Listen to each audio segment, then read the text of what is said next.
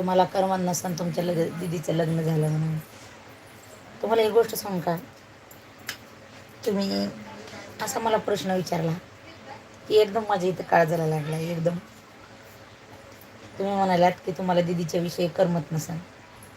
करमायचं तर लांबच, की मला असं वाटायला लागले की जे माझं काळीज आहे का, काळीज तर मोठं असते, पण जे छोटंसं काळीज असते का, ते माझं काळीज असं कोणीतरी असं घेऊन गेलं. आणि परंपराच आहे लग्न करायची. काय नाही, रडायले नाही. ताईचा प्रश्न होता मला की दीदी गेली म्हणून तुम्हाला करमायला नसन. येत आहेच की, करमत तर नाहीच.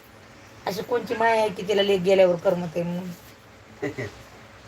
पण तरी म्हणजे मी खुश आहे म्हणायचं. कशामुळं की जिथं बी माझी लेक आहे तिथं खुश आहे, आनंदित आहे. ती खुश तर मी खुश आहे.